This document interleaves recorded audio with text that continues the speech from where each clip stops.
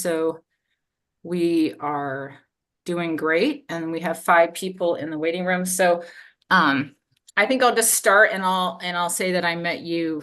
I forget how I met you, but I think we have so a friend we who's are doing great, and we have 5 people in the waiting room. So I think I'll just start, and I'll say that I met you. I forget how I met you, but hold on one second. I think we have a friend who We are doing great, and we have 5 people in the waiting room. So I think I'll just start, and I'll say that I met you. I forget how I met you, but hold on one second. I think we have a friend who We are doing great, and we have 5 people in the waiting room. So I think I'll just start, and I'll say that I met you. I forget how I met you, but hold on one second. I think we have a friend who We are doing great, and we have 5 people in the waiting room. So whoa, sorry about that. I didn't realize that it would just keep the volume on. Okay, so now we're ready to go. And so I was going to start off with how we met one another. So I'm going to let all these folks in, and then you were about to remind me, I think. I think it was through a mutual friend. I'm trying to recall that as well, but suggested that I reach out to you, talk with you, because I was in the process of filming for my documentary, The Way of the Healer. And then, of course, I interviewed you on the podcast. So, and now I can't recall who the mutual friend was. So I know. So welcome, folks. Darieth and I are about to get started on all things mothers. We're very grateful for you to be here. And we were just gonna kind of jump in to talk about our individual mothers for a minute. So we welcome you all. And more folks will be joining us. We are live streaming right now. So Darieth, do you feel comfortable just kind of launching in? Sure. And hello, everyone who has joined us thus far. I think I can see a couple of names. We've got Leo and Harry and Carl.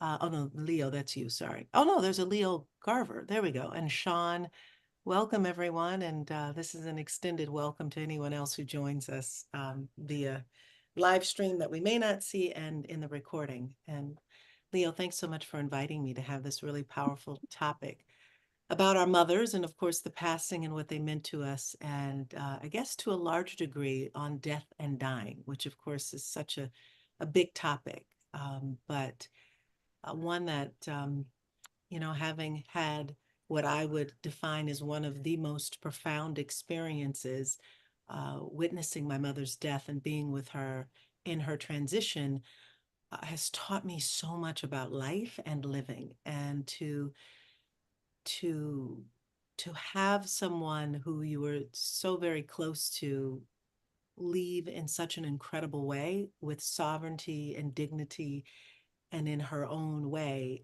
again, has taught me so much about living and life. And so I'll get to that later because I think we're going to dive into their passing and what it meant. But yeah, so thanks for inviting me and having me here, Leo. So did you want to jump into telling us a little bit about your mom and her life story? Sure, sure. So my mother's name is Deborah Babridge. We call her Debbie. And she was born and raised in Detroit. I was born and raised in Detroit as well. And, you know, as a young woman, my mother was always a seeker of truth and sought out the metaphysical, was, very destined to discover who she was and why she was here. And so as children, we grew up with all kinds of things around us, which I so appreciate. And one of the things that my mother, when she was young, she ran track for many years, and she got pregnant with me when she was 18, and so she had a track to a college in Tennessee, and here she is pregnant, and obviously at 18 having a baby, it's pretty rough for a young child. And then at 19 she had my brother, so now she's 2 children as a single parent. But she took exceptional care of us, and she worked really hard to make sure that we had a roof over our head and that we were thoroughly loved.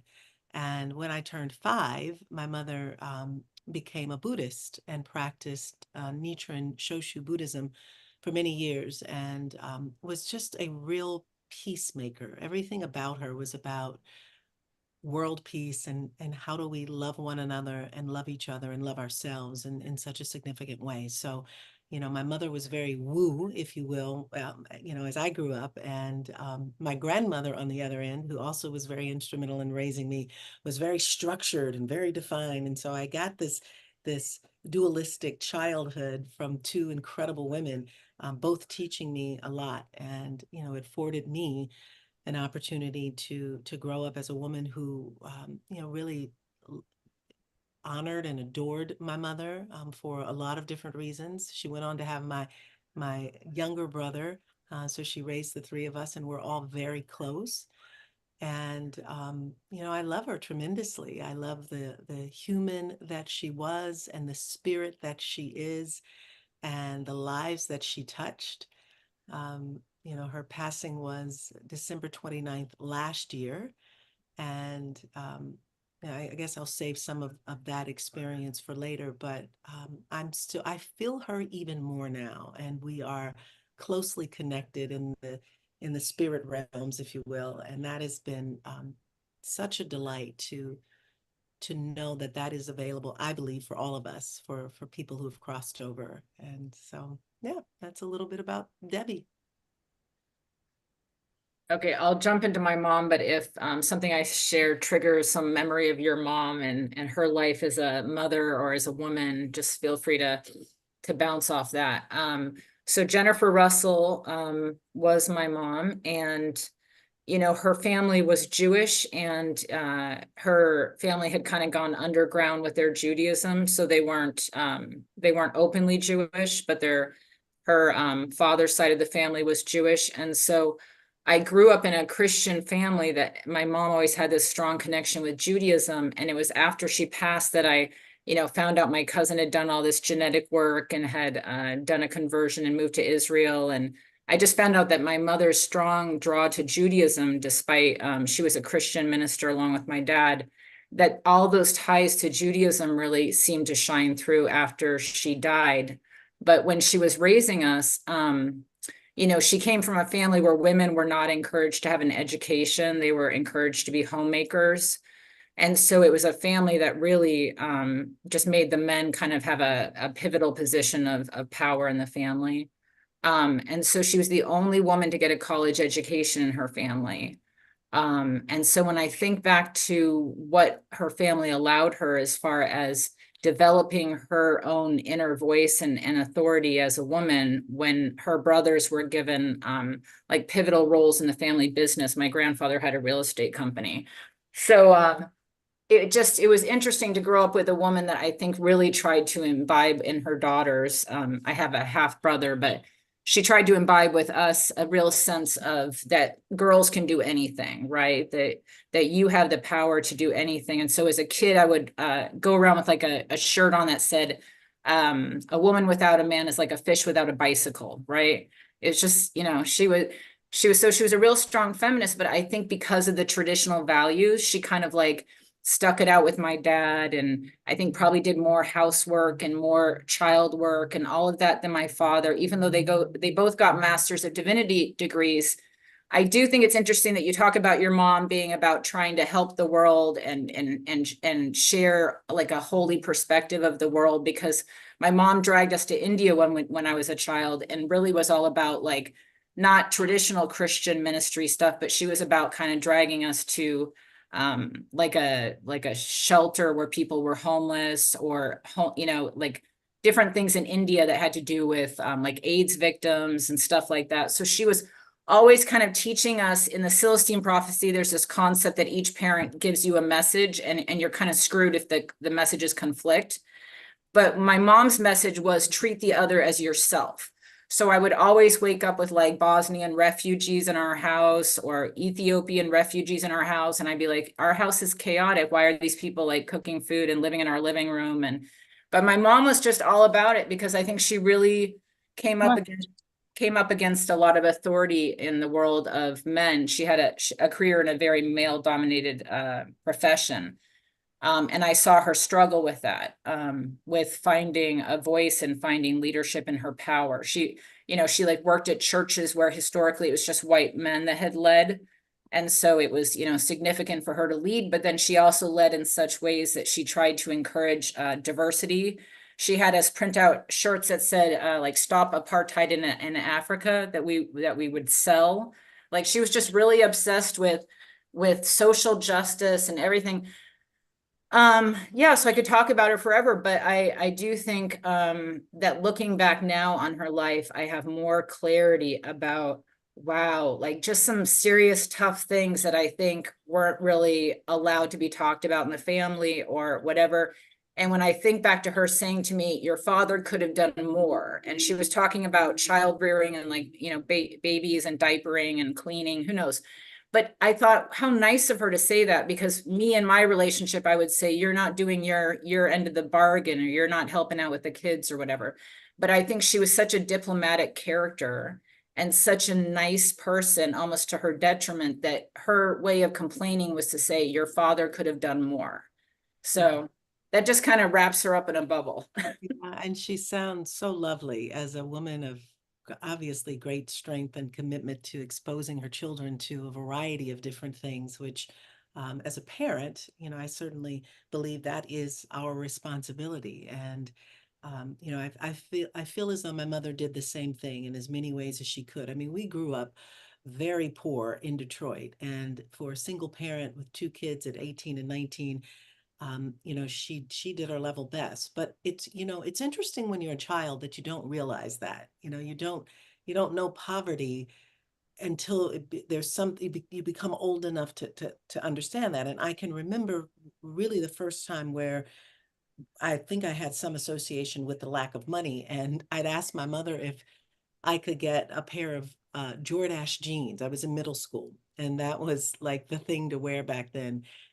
And for the first time I ever heard, she said, "We don't have the money." I said, "What do you mean we don't have the money?" She's like, "We don't have the money to buy you those designer jeans." Well, I wasn't even aware that all the clothes we had been buying were either hand-me-downs from other family members, or, things that we were getting from, like the Goodwill or what have you, because it never occurred to me, and she never made that mean anything. In fact, it's funny, I don't even know that my mother had a real association with money in the way that it obviously the lack of it can make people feel less than. She never felt that way, and she never talked about money that way. She also didn't talk about politics and talk about things that might otherwise be sensitive topics with other people, because she was just always so neutral.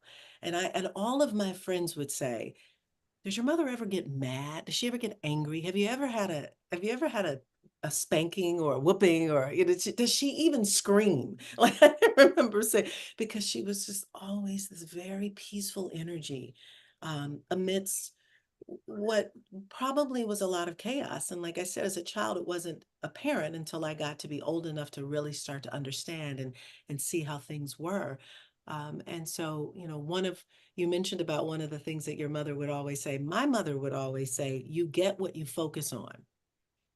And she always had all of these one-liners that are now so profound that make absolute sense, but that was one of her favorites. So if there was something that I might be complaining about or talking about that I didn't want to experience, she was very clear to say, you get what you focus on. So be very careful about what it is that you're focusing on. I mean, now that is a tenet that I live by. But back then it was one of those things that was like aggravating, like, no, that's not what I want to hear. But it just, she, I have just so many fond memories of her smiling and being delightful. And even in the worst of times, even in those times that now that I look back, she might have otherwise described, or people might have otherwise described as a challenge, but she probably wouldn't have. And so it it is I just think of her, and I think of the legacy that she's left with my brothers and the young men, and men that they have turned out to be, and our other family members. And she did a damn good job raising three kids as a single parent, and that's a lot of responsibility. So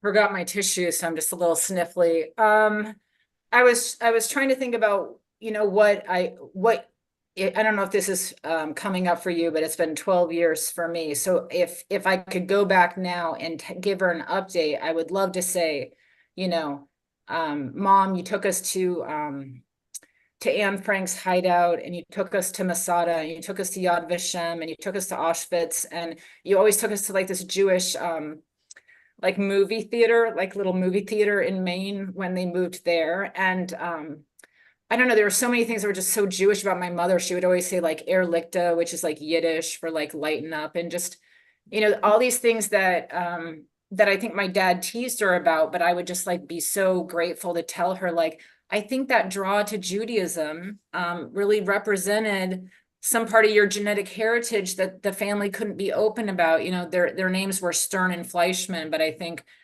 that that just got suffocated by the culture of having to survive with taking on Christianity. But something that I would want to tell her is that, I did a conversion about 8 years ago or something, you know what I mean, after studying for 3 years with like the rabbi, and just telling her, like, how that journey's been so beautiful to me, like to connect with my cousin that lives in Israel and find out we have family in Israel. And,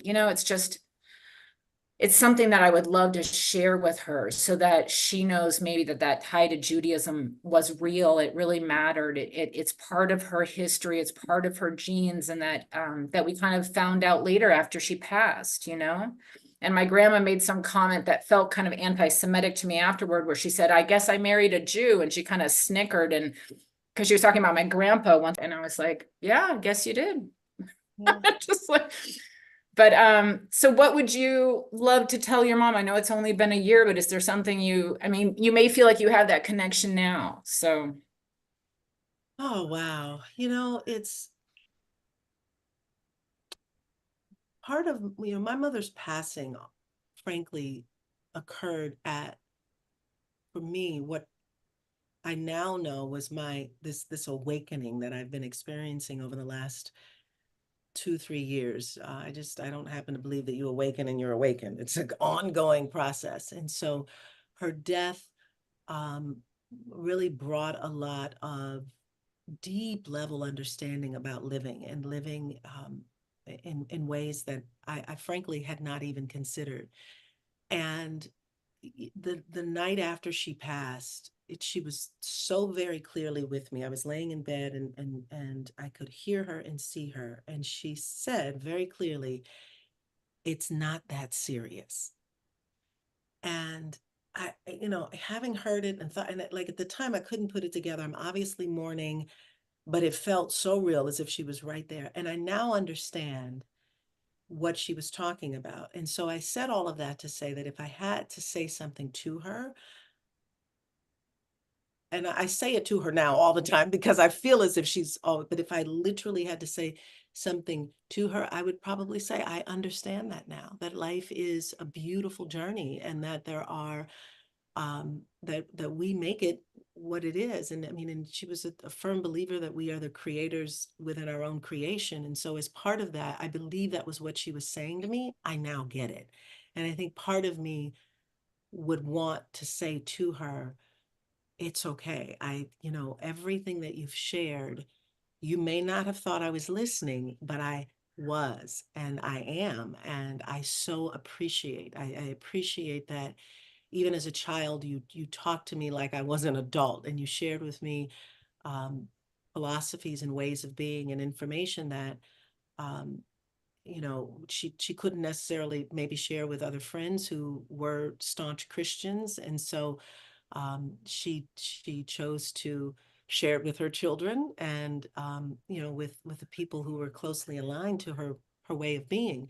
Now I would say, Mom, bravo, great job. I'm proud that you stood in your power and trusted to follow what felt like the way that you wanted to live your life and the things that you wanted to believe, because I believe that we all have the sovereignty and the freedom of choice to doing that. And as a young Black woman growing up in Detroit, you know, what, 40 some years ago, deciding that I'm not going to go to a Lutheran church. I'm now going to be a Buddhist, amongst so many other, at the time, predominantly because the sect of Buddhism she was following, Nichiren Shoshu Buddhism, was founded in Japan. So there were a lot of Japanese members in Detroit who she chanted with and practiced her faith with. And, I think it took a great deal of courage. And yet, I would say to her, thank you, thank you, thank you, thank you for living your life as an example that we can choose who we are and how we want to live our lives. And we can do so bravely. And she modeled it as a great example to me. That's interesting that you mentioned that your mother was so close to you after she passed, that you felt her spirit so significantly. I had come home after my mom had passed away at home at my dad's house. And when I got home to my house, I felt like she was in the house with me, right? It was crazy. I literally felt like she was just there. And I felt comforted in a way that I never felt comforted in her living. Like, it was so profound, similar to what you're describing, of just almost like bliss, because you feel so connected to someone that you a moment ago you thought you had lost. It was just one of the most profound experiences of my life. And then I had been up most of the night with her dying and coming home and all of it. So after this experience of talking to her in this room that in my house that I thought she was there for, I went upstairs and went to sleep. And when I came down, the house was as empty as, like, I've never had the house feel so empty. It's like I came down the stairs and she wasn't there, and she was gone. And I've only had a couple of other instances of feeling like really strongly that she's there. I'm kind of into Rudolf Steiner talks about soul school, that sometimes people have to go and review their lives for a while. And I remember during an ayahuasca ceremony in Vancouver, the point leader for the ayahuasca church said to me, my mom was gone 5 years after she passed, and then she came back, like, after soul school or whatever. So don't sweat it if you don't hear from her right away. But one of my instances of hearing from her was during an ayahuasca session. The healer that was working on my energy or whatever, she said, "I feel your mom." And I thought, no shit, like, my mom feels like she's right here. And I felt like she was picking up the phone and calling from the other side. And she was urgent, like, "Hey, I'm here on the other side. This is where I am." And my response to her in the ayahuasca ceremony was, "Mom, you can pick up that phone anytime. Don't worry about it. I know where you are. I mean, you thought I didn't know where you are, but I know where you are. I don't think you know where you are. But that phone is available anytime, Mom." That was that interaction. Yeah. And then I had one more significant interaction. I was with my foster daughter, who was a Native American girl, and I wish my mom had had a chance to meet her. And we were at the movie theater, and I was sitting there with her, and I thought, with all of our food and stuff, and I thought this, like, out loud thought where I said, "Mom, I wish you could be here with, my little friend here, and we're watching this movie. It's so cool. I wish you could be here for this." And I got this very strong, angry sense where she said, I could swear, she said, "I was on about 27 pills a day when I died."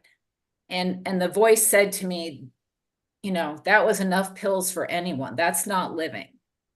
Because she had had a liver transplant. Mm. And so I was like, okay, that whoever I'm talking to, if that was my mom, is reminding me that their life was not going so great. Yeah. Yeah. And that she was choosing that exit point because she had been, undergoing, I guess, so much pain and all that medication just to keep her alive, it sounds like. Wow. But I want to see death as not being this ending. Like, I really want to believe in reincarnation, because I feel like we superimpose a lot of grief on that process.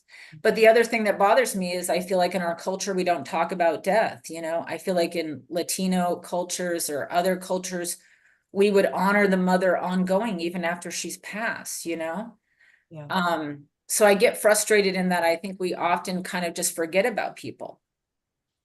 Yeah, and it is an interesting thing. It's so personal, obviously, to the person who's losing the person who's dying. And then we've got these overlays of our culture and the programming that we're under, and even to some degree, the experiences of witnessing someone passing, and how the room like if the services are held at a church or a synagogue, or, if people are at home. But when you're young and you see that this is the example, so to speak, that people are expressing in death, it's almost like, oh, so this is how I'm supposed to. You're already grieving, so you're going to feel the way you feel. So that's a given. But then when you see that, oh, you know, my examples were things like anger and bitterness and grief and holding on to that for years. In fact, I have someone very close to me, my sister, who lost her son 2 years ago on Saturday, and it is as if he passed the day before. She's having such a terrible time moving through his passing now 2 years beyond, and um it's crippled her life because of the pain and the focus on him not being here. And I'm in no judgment of it. I didn't lose my son. I don't know how I would feel if I'd lost my son. So I'm in no judgment of it. I have nothing but sympathy and empathy for her. My experience of losing my mother was nothing like that, and nothing like anything I'd ever experienced before. She was, just to kind of give the overlay with that, is that she'd been in the hospital I was supposed, interestingly enough, I was supposed to be going to Costa Rica for a Wachuma ceremony. And a plant medicine ceremony, for those who may not be familiar with that. I threw my back out and couldn't go. And then I caught a cold. And so my mother came over to take care of me. My mother had bad COPD. And so I didn't want her there, but I recovered, missed the whole trip. I was home. And then within 3 days after that, she got sick. We had to rush her to the hospital. She was in the hospital for 29 days. She had stage 4 COPD, and she was pretty much dependent upon the breathing machine, the CPAP that was really forcing the air. Now she was fully conscious, talking, but she hadn't eaten or drank for like 2 weeks, and the doctors were saying, "Listen, she can't survive without this. Every time you take it off, she would flare. She needed it to breathe." And they said that, at some point you might want to consider hospice, because her body is going to begin to deteriorate, and you may have to, you'll be going down that road. And so she was very aware that this was occurring. And we decided, it took us a while, my brothers and I, but that we would set a date about a week out, so that we would all have time to prepare for this, and she would have time. And she was completely aware of all of it. In fact, she'd written a note. What prompted that was she'd written us a note that said, I don't think I'm going to be here much longer. This is not going as planned, and I can feel my death approaching. This has been a great ride, and I love you all so much, and I just want you to know that I may be coming. And so please, she put a list of friends that she wanted us to contact. And so she knew, even before the doctors had come in to tell us um, that she was just going to be chronically dependent on this machine. And so we had a week of celebration. We had people coming into the hospital. People that couldn't come were calling her and talking to her on the phone. So she got to say goodbye to everyone in her life. And it was, the hospital was just, the room was so abuzz, and, she, could talk through so she was still able to communicate with us.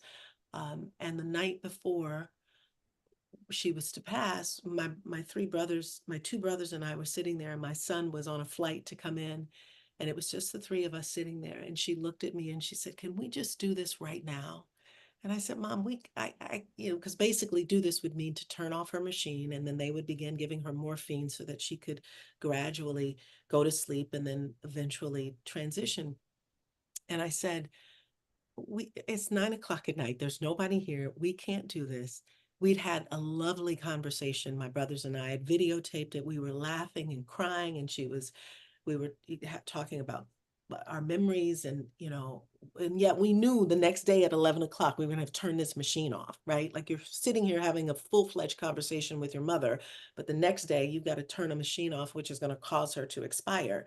It was extremely emotional and yet beautiful in that we were having this kind, even to the point that, I was asking her, what would you like to wear tomorrow? Is there anything you want us to go back to your house to get? And she said, no. I said, do you want me to bring my clothes? She's like, no, I'm not even interested in doing that. So the next morning comes around and, we have all of our family that was coming in, and I get there a bit earlier with my son and my brothers, and I walk in the room and she said, can I have a cup of coffee? Coffee was my mother's favorite thing. And she said, and I was like, she hadn't eaten or drank anything in 2 weeks. I'm like, I don't know how she's going to drink the coffee, but nurse, can you please bring her coffee? So the nurse brings the coffee in, and she takes her mask off and she just sips the coffee, and she's just enjoying it like it's her last cup, it's her last drink. And I grab some coffee and I'm like, I'm having coffee with my mother. And this is like an hour before I know we've got to turn this machine off. And my family's coming in and they're all looking like, how is she doesn't have this thing on? She's had it on for the last 3 weeks, and she's just sipping her coffee and she's talking, to the family members that are coming in. And then she kept it off and she never flared and she never went into what they told us that she would. And we were having, the CO2 was filling in her brain. And so she started to say some really funny things, but she was starting to kind of go in and out. And then she kept looking at the clock because she knew at 11 o'clock hospice was to come in. We were going to turn the machine off and they were going to begin the morphine. And by 10:40, I guess this was about 10, whenever the coffee started, she hadn't put the mask on. They walk in and they're like, what's happening? Like, what, they expected to come in and I said, she took the mask off. And by then she had pretty much just she was drifting in and out. And they said, well, would you like us to begin the morphine? I said, let's give it a few more minutes. And we did. And the room was just, she had one of her Buddhist friends chanting Nam Myoho Renge Kyo, which was their chant. We had everyone. I mean, my family is so diverse in terms of who we are as people, but the room was just so filled with so much love and light. And I brought in candles and feathers, and the candles were the battery operated ones, and it was just such a beautiful room, and it was so quiet. And like in that 15 minutes, everyone that was in the room was just quiet as, I just held an enormous amount of space, and I could just feel her just slowly. And they hadn't even begun to give her the morphine. And she looked, the hospice woman looked over, she said, can I give it to her now? And I said, yeah. And it hit me right then, Leo, that my mother chose this for herself, that me and my brothers did not have to turn that machine off, because she knew that was going to be the roughest, the toughest thing I would ever have to do in my life. And she died with so much sovereignty. She did it her way. She took the mask off. She didn't struggle for 45 minutes, and she just drifted. And it was just the most, I have chills right now. I think it was the most beautiful experience to be in that room and to feel her love and light and to watch her slowly just fade and not have to turn the machine off and not even have to witness her flaring. Or and once they put the morphine in, obviously that just quieter. And it took her about a day or so to fully pass, but I was there the entire time. And the night, it was like 2 a.m, and the nurse came in and she said, and my mother was like so beautiful, and she had aged backwards. Like in the day and a half after, as she's laying there, she had nothing on her, no tubes. We were just basically waiting for her to take the final breath. And they'd even stopped giving her the morphine. And so, but she just got progressively younger. And we're looking at her and we're like, oh my God, she just looked so beautiful. And my brothers and my son were there, and I said, guys, we got to go. I said, we have said our goodbyes, and she's not going to go until we do. I mean, we often called her our mama bird. And I said, this mama bird is not going to leave this nest as long as she knows her baby birds are here. So we have to leave. And we walked out the room at 2 o'clock, and at 6:30, the nurse called me in the morning. And before I left, I asked her, I said, can you please be with her? Would you please, if it's possible? She said, I'm going to be running, I've got a lot of patients here, but I will try. And she called me personally, and then the hospital called, and she said, I was with her when she took her final breath. And I thanked her so much. I was like, thank you so much for taking time to to be with her. And I felt her go. I felt it. I knew it even before the phone rang. And I heard this fluttering of birds in my backyard. It was snowing like crazy. And I heard birds chirping. And every time I hear a bird chirping, I feel as if it's my mother, because like I said, we often refer to her as Mama Bird. But it was, as I said in the very beginning, really a beautiful experience. And, the month after that, it was very painful, obviously, as I missed her and I mourned for her. But even that was very short lived, because I could just always focus on her love and her light. And it's so present in my life right now. And I'm so grateful for her.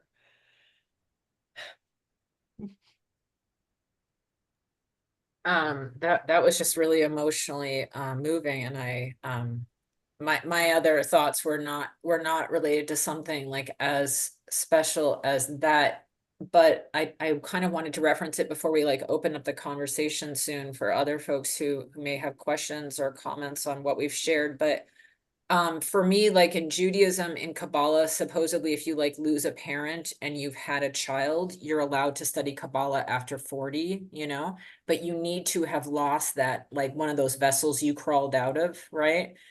Because I think the concept is that there's something that happens to us. We transition to kind of like another energetic frequency when you lose your parent. And when I think about like the concept of like cosmic inheritance, like what do our parents hand to us as unprocessed, like kind of like the karma of the family that is now your kind of inheritance. It's just something that I kind of resonate with, and it's totally fine if you don't. But I felt like my mom had this endless battle, right, with men in positions of power that I saw defeat her, and I think contributed to her disease, right?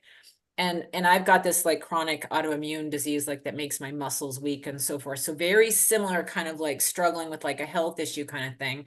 But I saw her get so defeated by that, where I felt like she tried to pretend to be a man. She would wear the shoulder pads, and she told me once that she couldn't express her sexuality as a church leader. Like she couldn't expose her breasts. She was trying to explain to me why she needed to kind of dress more demurely. But when I think about some of her attitudes about sex, very shaming, and she only had one sex partner in life, and I don't know, I guess I feel like a whore compared to that or something, just these concepts around her unfinished work, and then me looking at that and saying, well, how much do I want to take that on? Because how much of that is your identity, mom, and maybe not my identity? But as I see myself struggle with kind of the same things, and maybe that's just the patriarchy, or maybe that's just like, the society we're dealing with. Part of me wants to do it differently than she did, because I feel like she stuffed all of her emotions about what it did to her. And I feel like I want to say to her, I can't do it the same way you did it, mom. I have to express that it's uncomfortable to get gaslit, or to have a microaggression, or to feel like these men are kind of like maneuvering for a position of power. Like I can't be as nice or as soft, as gentle as you, right? And maybe she doesn't give a shit. Maybe she's like, you do you, like, but I'm conscious of like, how much control do we have over like our inherited like work that like is our parents' unfinished work. Let's say you had a father that was, I got to build this, field, and they will come, right? The aliens will come if you build the field, and then he parts, and then you take up the process of building the field. Like, how much are you tapping into that sense of feeling like I'm still carrying on my mother's legacy? It sounds like your mom was really rooted in spirituality, and maybe she didn't have an earnest passion that felt unresolved when she passed. So, I'd say what she was rooted in was in understanding the soul. And so she was, when people weren't talking about souls, my mother was, and my mother was curious about it. And so I think that as much as Buddhism was her philosophy that she studied, her spirituality that she studied. What she really was about was, what is the soul here to do, and how am I, the human, connected to the soul? And she very much believed in reincarnation. And so and funny enough, like as I'm cleaning her house out, she has all of these books. I mean, obviously I've been an avid reader, and we had several of the same books, but she had so many books that were really these profound books that, 20, 30, 40 years ago, people weren't, talking about enlightenment and awakening and self-actualization and self-realization. So all of her life, she was seeking that, and I believe seeking to have more conversations and being more rooted in it. I don't believe that she had enough community around her or enough people around her that was open enough to have conversations. When I began my plant medicine journey 3 years ago, a little over 3 years ago, I would come and tell her about, all of my, powerful ayahuasca experiences and psilocybin experiences and wachuma and bufo, like, and how increasingly um, profound they became. And we would, well, she'd never had, in fact, we were scheduled for her to have a psilocybin journey um, about a month before she got sick. And I said to her after she got well, I said, Mom, we're still going to schedule that. So she very much wanted to have those experiences, but she had a relation to them in terms of what she was reading and what she was feeling and how she was living. I just don't think she ever really connected with enough people that it felt safe enough to do that, which is why I believe she struggled with COPD, with breathing, because she couldn't breathe herself into her normal.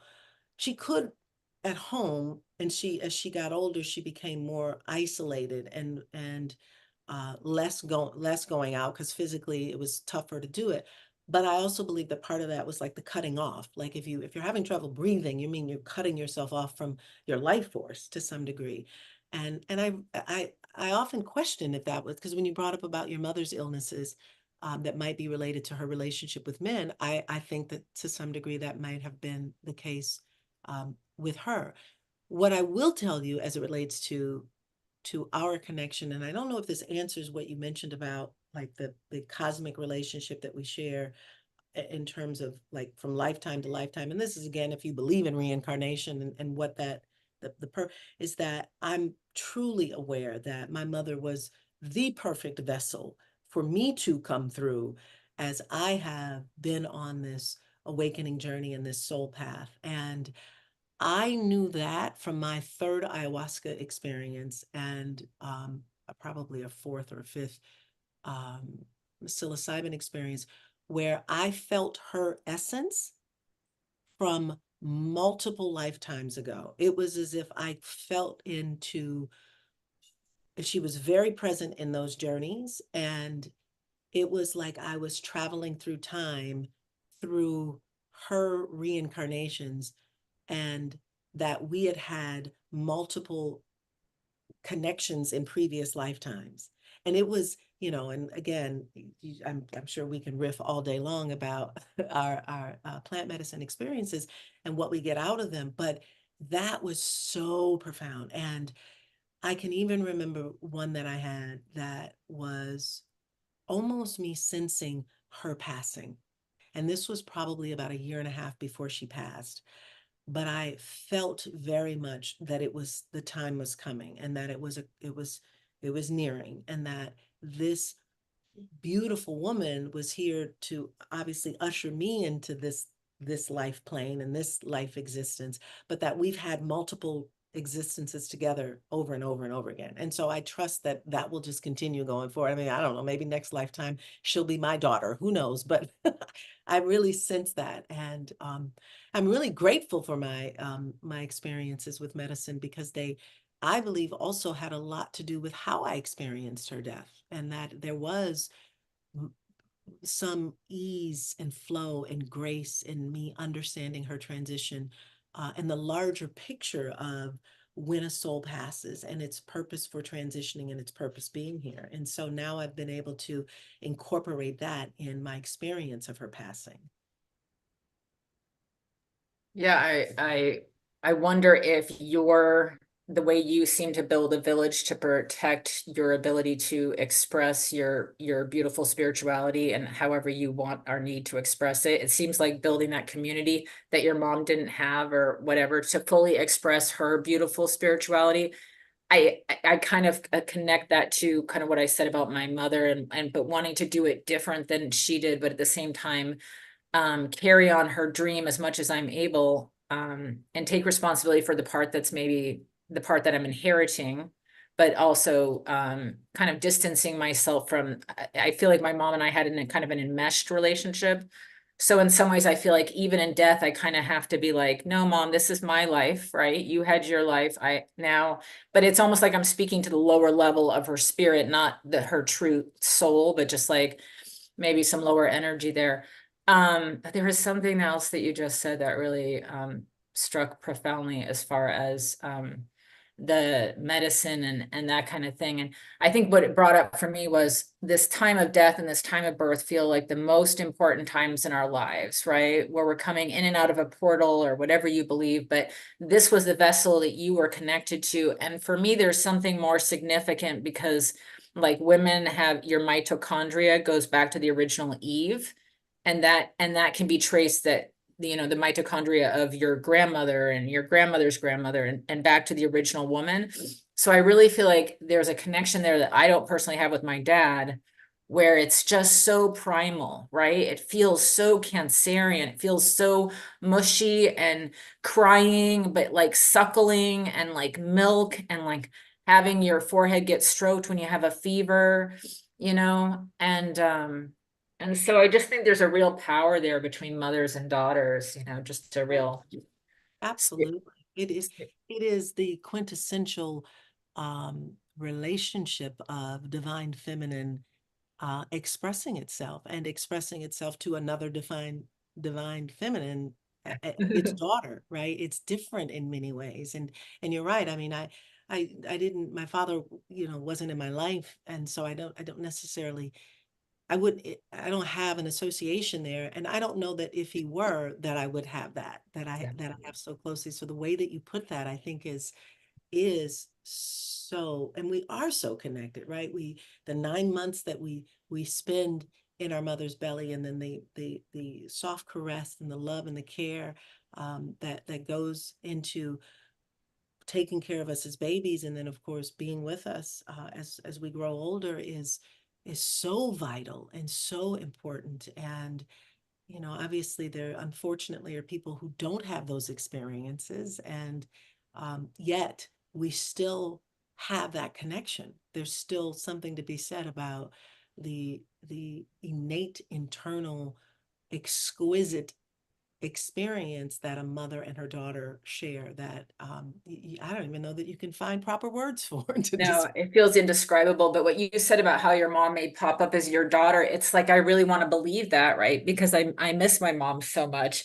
And I want to be like maybe more Buddhist and like how you're kind of like talking about there is this grace and this beauty to death. And I remember that for me, I feel like maybe doing ayahuasca around the time that my mother died did make what you're saying, the transition more like beautiful and gentle, because I felt very accepting of death, and not fearing death and respecting her right to die. And that it's very beautiful to be with someone during their death. It's a very holy experience and it's an honor, right? But I still crave that person. And so when you say, hey, that person may pop up as your daughter, I say, that's awesome. I hope I see her again.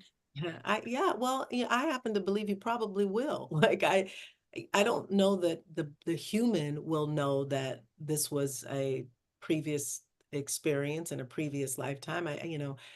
I don't know, maybe by then we'll all be at a level of consciousness that we'll be able to, know for multiple. And there are people, interestingly enough, who do know these things because they operate at such a frequency and in a level of consciousness that they are aware of the soul's experience in multiple lifetimes. I don't know that I'm aware of that, but I think I am in the knowing, at least now, that because we had this experience, and it was one that was so close and so beautiful, that it only makes sense that there'll be another version of us in another lifetime that will, find ways to intermingle and intertwine with one another. I mean, for all intents purposes, if really understanding the soul's desires from lifetime to lifetime. I mean, she could be my partner in the next lifetime. Who knows? Like, right? Like, but when we are open to even having some level of understanding of reincarnation, which is so big and so profound and mysterious in many ways, it just makes sense that, there has to be some commingling of the energy in lifetimes to go. If we decide to return, which is another conversation.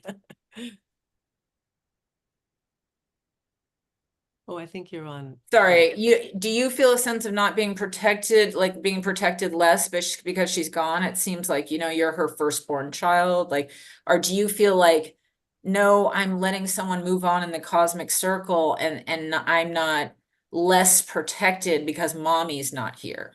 Yeah, no, I don't feel that way. Yeah, I feel I actually feel more surrounded by her, and her energy and her light. She is one of my guides, angels, if you will, that, and when I'm channeling, I feel her. And so I feel as if I'm channeling some of her energy. And so, I'm connected to her now in ways that are, obviously I wasn't when she was physically here, but because she's in a plane of existence, that I still very much feel like she's there. I don't know that protection is the word that I would use, but I would probably say that I feel as though she is leading and guiding and supporting me in many ways from across the veil.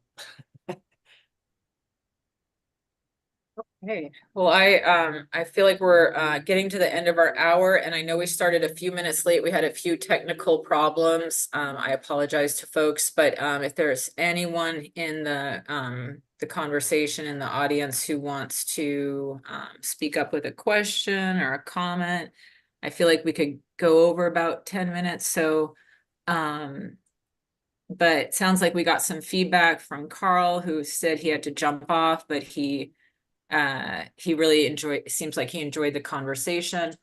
Any questions or comments from anyone that wanted to comment? Yeah, I'll jump in. First of all, just a beautiful discussion. So thank you both. Um, I have not lost my mother. She's 95 now, and living independently. But I lost my wife a number of years ago, and I have had, just Darieth, just as you described, experienced her many times on psychedelic journeys. And once not, her mother, who I'm close to, it was in rehab recently, and they were working on her hands, and it was painful. And I felt my wife in the room, and her in scream, "Get my mother home." So there's that um, beautiful connection. And I guess what I wonder, hearing, Darieth, your story, is how common is this, that we have these experiences with loved ones who have passed and who become almost mentors in the spirit world, or guides. Yeah, I honestly wish I had an answer about how common it is.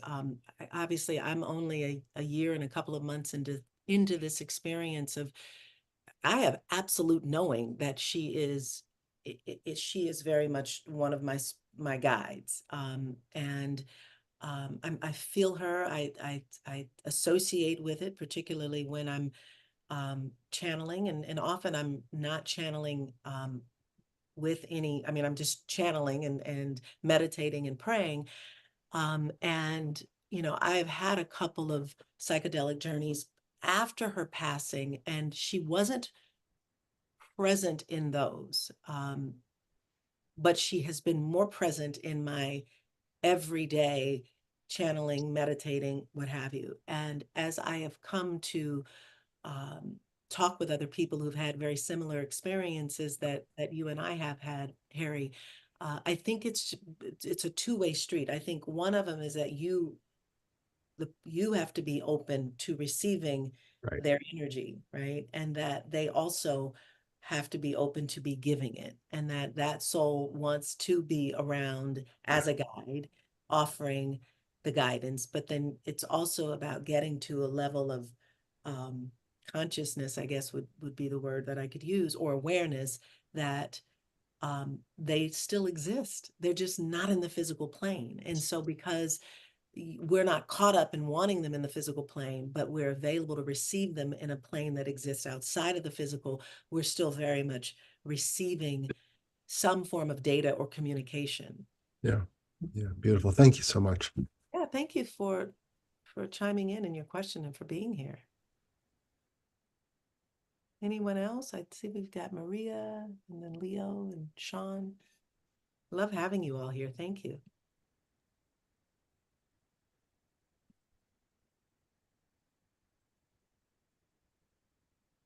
Leo Garver, did you want to say something?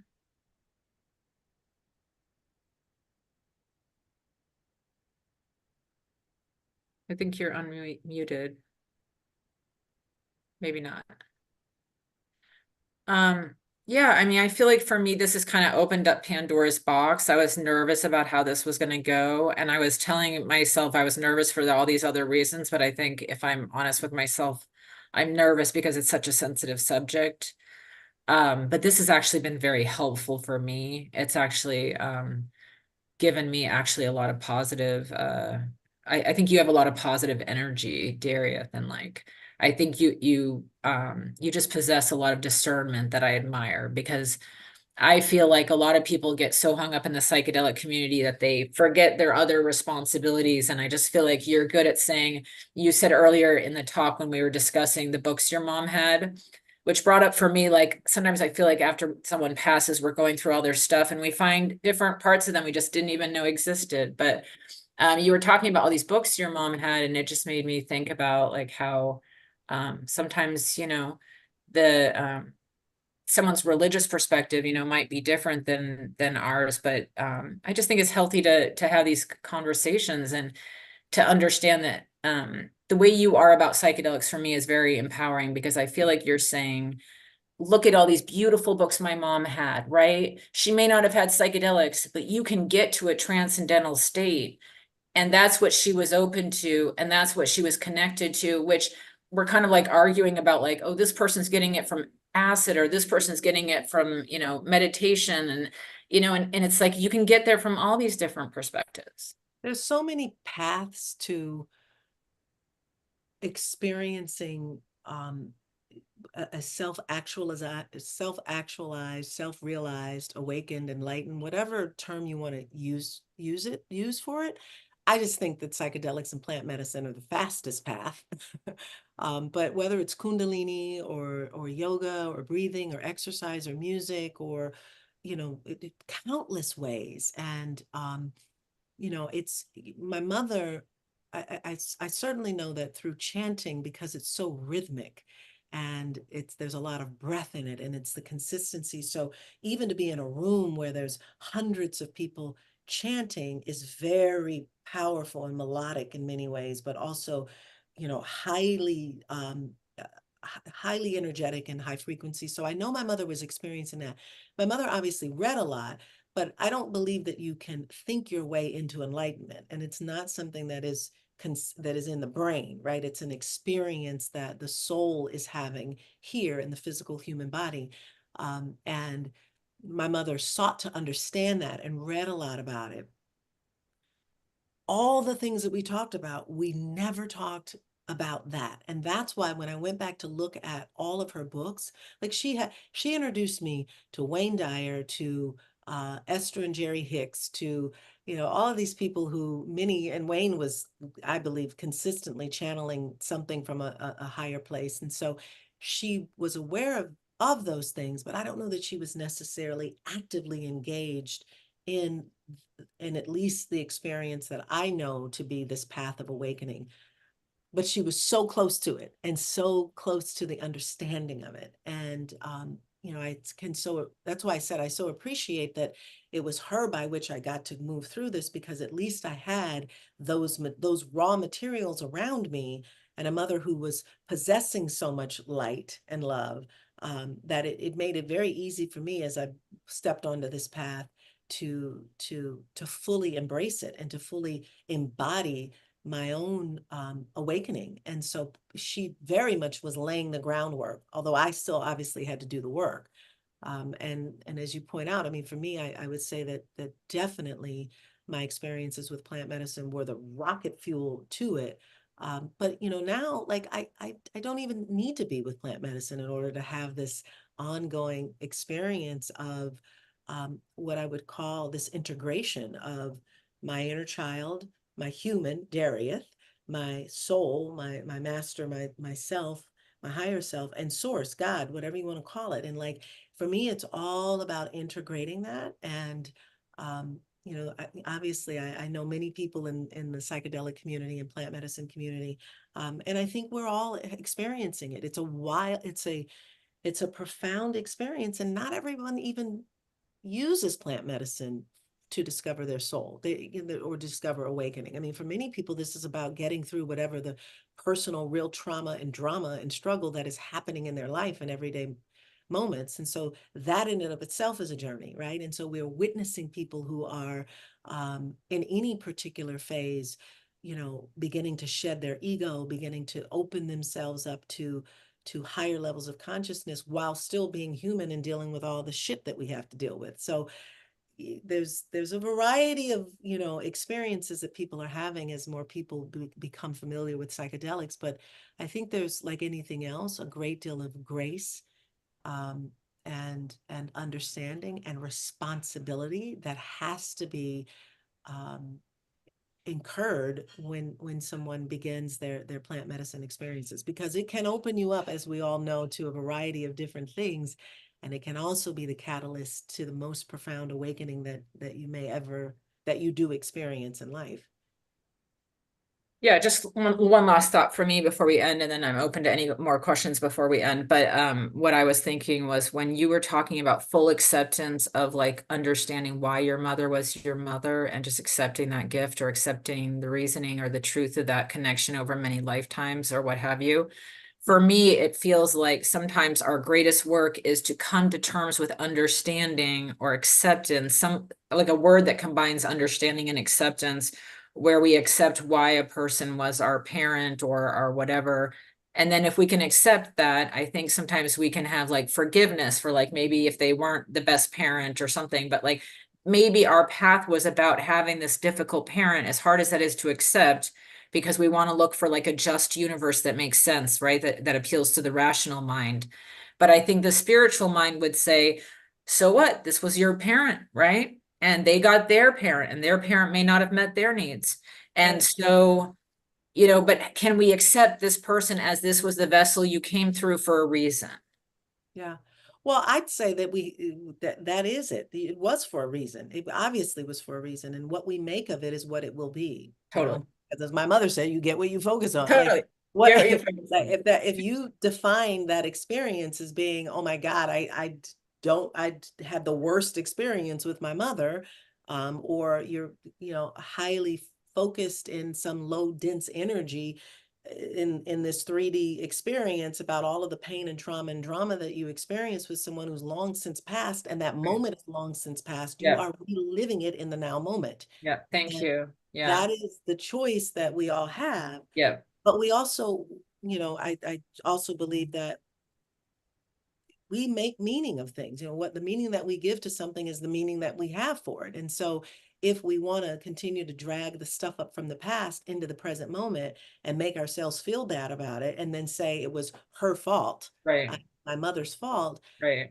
like I said before, there's no responsibility in that. And she was probably just doing the best that she could I at the know, time that she had, I know. you know, I and think so that's amazing if you can let it go and say, well, that was then, but now you can live now. And clearly you can't redo that right now with that person. right. So, Yeah. And I would say that, and because you can't, the best thing it is to let it go, you know, for your own self, for your own freedom. You know, I know, I it- know. it really is. It's about, at some level, just deciding that. And I always say there's freedom exists in four ways, and that is in forgiveness and forgetting. Non-judgment. If you can get out of judgment, whew, what a big difference, right? Neutrality. If you can get to neutrality, great. And then really honoring and understanding what love really is. And that is for a whole nother conversation. But Yeah, no, I think we could go on forever because there was something you just said now that kind of triggered me into another thought, but I know that we could just keep going. I just want to say thank you so much for your time and your energy and your brilliance and your light and how much you shine. And oh, thank everyone for being here. If anyone had any like last questions before we close, but I would love to do this again sometime because I just feel like this is such a deep and profound topic. yeah, it certainly is. And I truly appreciate you inviting me to talk about this. I know when we had that first conversation, it wasn't long after my mother passed. And you said then it would be really great if sometime we had a chance to talk about this. And now a year and so many months passed, we decided to do that. So thank you for opening up, and thank you for sharing about your beautiful mother and your experience, and for organizing this. And thanks to everyone else who decided to join us for this talk. Yeah, thank you. I'm just gonna go ahead and stop the recording. I've gotten quite emotional, so I'm a bit blinded by the light, but I'm also